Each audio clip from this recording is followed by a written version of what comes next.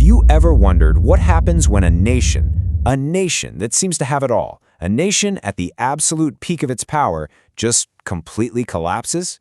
Well, today, we're going to dive into the epic story of ancient Israel's dramatic fall and its even more incredible journey back from the very brink of extinction.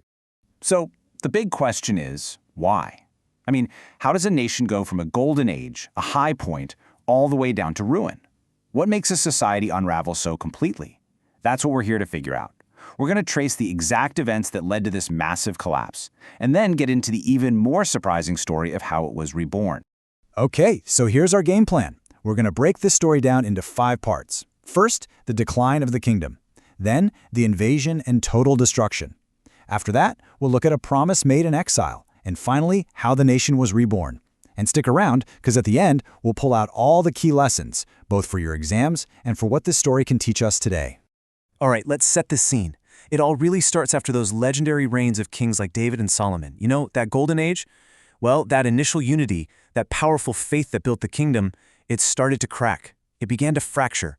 People started turning away from their core beliefs, getting into idolatry and injustice, and you know what happens then? The very foundations of the nation began to rot from the inside out. But here's the thing. This wasn't some silent, slow decline that nobody noticed. Oh no. You had prophets, guys like Jeremiah, who were basically shouting from the rooftops, sounding the alarm. He could see the disaster on the horizon and was pleading with the people, giving them this really stark choice: turn back now or face total and complete destruction. So did they listen? Nope. The warnings were completely ignored. And just like that, the prophecies started coming true with, honestly, terrifying speed. These powerful empires on their borders saw a nation that was divided, that was weakened, and they thought, this is our chance. They started to move in, targeting the now separate kingdoms of Israel and Judah. So this fall, it basically happened in 2 big waves. First up, you have the mighty Assyrian Empire. They swept down and completely conquered the northern kingdom, which was Israel, back in 722 BC. Then fast forward more than 100 years, and the next big superpower on the block, Babylon. They set their sights on the southern kingdom, Judah, and they ultimately conquered it in 586 BC. Okay, this timeline really helps lay it all out so we can see the order of events. You can see the fall of the north to Assyria right there in 722 BC. Then Babylon starts its attacks on the south around 605 BC, which all leads up to that final destruction of Jerusalem in 586 BC. But look at that last date, 538 BC. Keep that one in the back of your mind, because that's our first big clue that this story is far from over. Okay, let's zoom in on that one critical date, 586 BC. You've got to remember this one. This is the moment of absolute, total collapse. We're talking about the Babylonian army, led by King Nebuchadnezzar II, just smashing through Jerusalem's defenses. They tear down the city walls, and they burn the magnificent temple, the very heart and soul of the nation's faith. They burn it straight to the ground. I mean, you really can't overstate this. This was arguably the darkest moment in all of ancient Israel's history.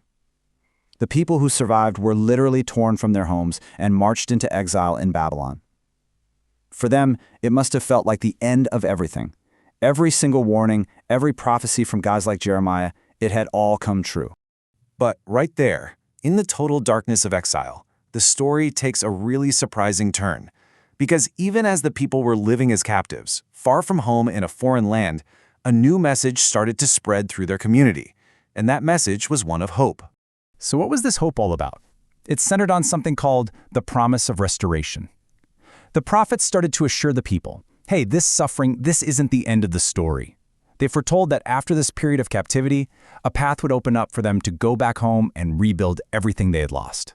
This promise, this idea, was the one thing that kept their identity, their very culture alive. All right, so fast forward a few decades. The whole map of the ancient world gets redrawn.